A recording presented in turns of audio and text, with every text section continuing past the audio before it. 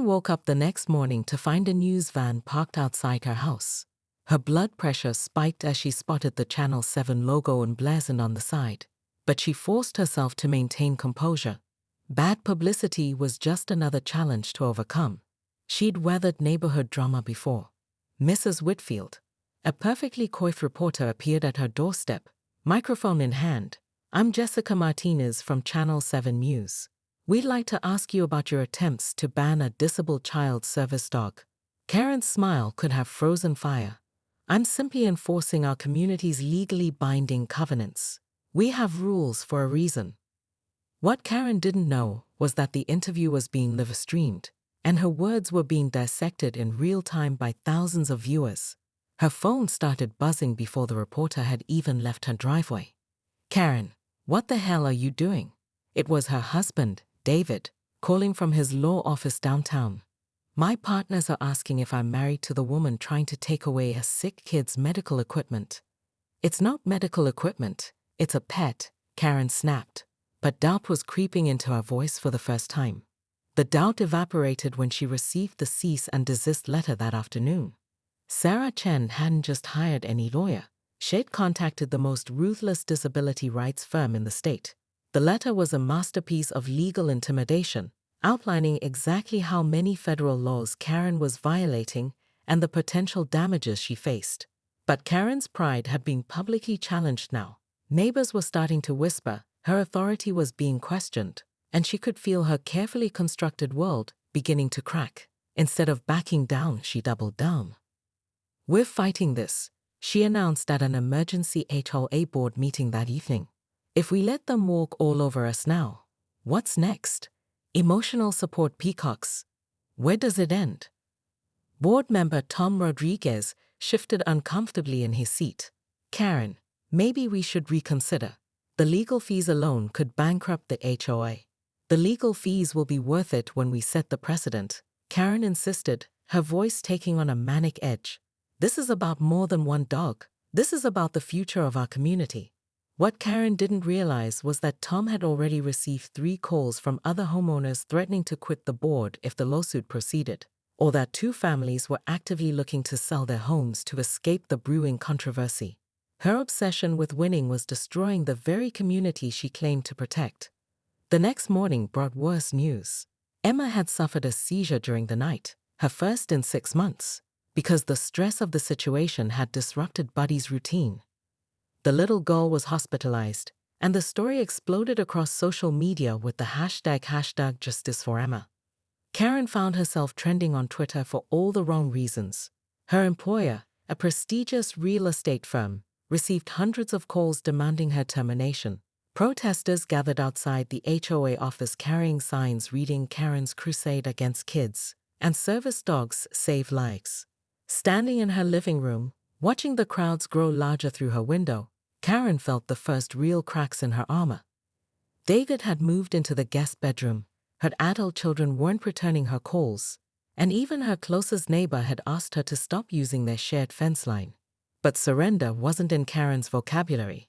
As she watched the protesters, she spotted Sarah Chen giving another interview, Emma clinging to Buddy's side with an oxygen monitor still attached to her finger.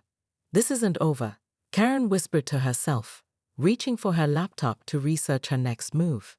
She had no idea that across the street, federal investigators were already reviewing her case, or that her actions had triggered an inquiry into the entire HOA's compliance with disability laws. The battle was just beginning, and Karen was about to discover just how expensive her pride could be. 3 weeks later, Karen sat in the sterile conference room of Morrison, Klein and Associates, watching her entire world collapse in real time. The federal mediator, a stern woman named Patricia Wells, laid out the damages with clinical precision. "Mrs. Whitfield, your actions have resulted in violations of the Fair Housing Act, the Americans with Disabilities Act, and state civil rights laws," Wells announced. The proposed settlement includes $75,000 in damages to the Chen family, $50,000 in legal fees, mandatory disability training for the entire HOA board, and your immediate resignation from all HOA positions. Karen's lawyer, a tired-looking man, who'd already hinted this was a losing battle, nudged her toward the settlement papers. But Karen couldn't stop staring across the table at Sarah Chen, whose calm professionalism only magnified Karen's humiliation.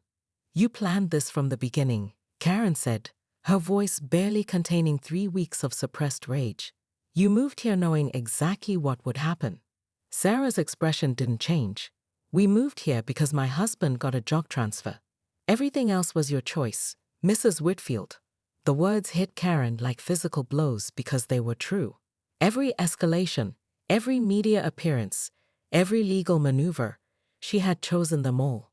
Her need to be right, to maintain control, had blinded her to every opportunity to simply walk away. "The settlement also requires a public apology," Wells continued, "and the HOA must establish a $100,000 fund for disability accessibility improvements throughout the community." Karen's hands shook as she signed the papers, each signature feeling like another piece of her identity being stripped away. The woman who had once prided herself on protecting property values had just cost her community more money than 5 years of normal HOA fees. But the financial cost was nothing compared to the personal toll. David had filed for divorce the previous week, citing irreconcilable differences and public embarrassment. Her real estate career was over. No one wanted to work with that woman who tried to take away the sick kid's dog. Even worse, her own daughter had called to tell her that Emma's story had inspired new legislation strengthening service animal protections. "Mom, how could you not see what you were doing?" Jessica had asked during their last phone call. "A little girl almost died because of your stubbornness." Now, walking out of the law office into the harsh afternoon sunlight, Karen felt truly alone for the first time in years. The protesters were gone. The news crews had moved on to other stories, and the neighborhood she'd fought so hard to control wanted nothing to do with her. She drove past Willowbrook Heights one last time, noticing details she'd missed in all her years of vigilant rule enforcement. Children playing on lawns, neighbors chatting over fences, an elderly man walking his small terrier, all the human moments she'd overlooked in her obsession with regulations and property values. At the Chen house, she spotted Emma in the backyard, laughing as Buddy performed tricks for a group of neighborhood kids. The little girl looked healthy, vibrant, surrounded by the community Karen had claimed to protect but had never truly understood. Karen pulled into her driveway and sat in her car for a long time, staring at the empty house that had once been her fortress. Tomorrow, she would start looking for a new place to live, maybe in a city where no one knew her story. She would have to rebuild her entire life from scratch at 53 years old. But as she walked toward her front door, she found an envelope tucked into the mailbox with no return address. Inside was a simple card with Emma's handwriting. "I hope you find something that makes you happy like Buddy makes me happy." Karen stared at the card for a long time, feeling something crack inside her chest, not the brittle breaking of pride, but something deeper and more necessary. For the first time in months, she cried.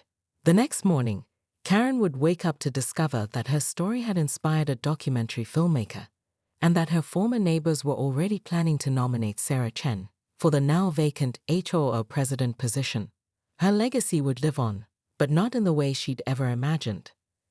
Standing in her empty kitchen, Karen wondered if redemption was possible, or if some mistakes were simply too public, too costly, too cruel to ever fully overcome. Only time would tell. Karen Whitfield stood at her kitchen window, clutching her morning coffee like a weapon, watching the new neighbors move in across the street. Her eagle eyes tracked every box, every piece of furniture, cataloging violations of the Willowbrook Heights Homeowners Association regulations she'd memorized by heart. But when she spotted the golden retriever bounding out of the moving truck, her perfectly manicured fingers tightened around her mug. "Absolutely not," she muttered, her voice sharp enough to cut glass. Within minutes, Karen had marched across the street, her heels clicking against the pavement like a countdown timer. The young mother, Sarah Chen, was helping her 8-year-old daughter Emma out of the car when Karen descended upon them. "Excuse me," Karen announced, her voice dripping with false politeness. "I'm Karen Whitfield, HOA president. I need to inform you that pets over 30 pounds are strictly prohibited in this community." Sarah's face fell. "Oh, I'm sorry. There must be some confusion." This is Emma's service dog, Buddy. He's trained to detect her seizures. Karen's eyes narrowed as she spotted Emma's medical alert bracelet. The little girl was already reaching for Buddy, who had positioned himself protectively at her side. But Karen had spent 3 years building her reputation as the neighborhood's iron-fisted enforcer, and she wasn't about to let some sob story derail her authority. Service animal or not, the rules are clear, Karen snapped, pulling out her phone to photograph the dog. No exceptions. You have 72 hours to remove the animal or face daily fines of $100. But the Americans with Disabilities Act protects, Sarah began.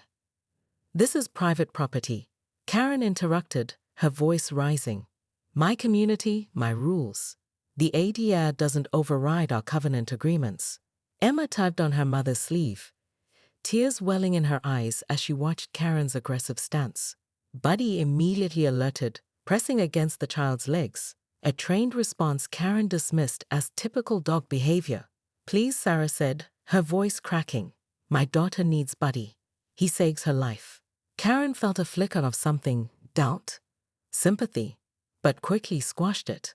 She'd built her identity around being the neighborhood's protector, the one who kept property values high and maintained order. Backing down now would make her look weak. I don't make the rules, I just enforce them, she lied smoothly, knowing full well she'd personally lobbied for the pet restriction 2 years earlier. 72 hours.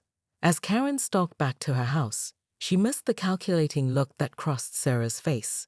She also missed Sarah pulling out her own phone, speed dialing a number she knew by heart. Hi, Mom, Sarah said quietly. It's happening again. Yes, just like in Phoenix. Can you ask Dad to make some calls? Karen spent the rest of the day drafting violation notices and researching legal precedents, convinced she was protecting her community's integrity. She had no idea that Sarah's father was Judge Robert Chen of the Federal District Court, or that Sarah herself was a disability rights attorney who'd taken a year off after Emma's diagnosis. The storm was coming, and Karen had just painted a target on her own back.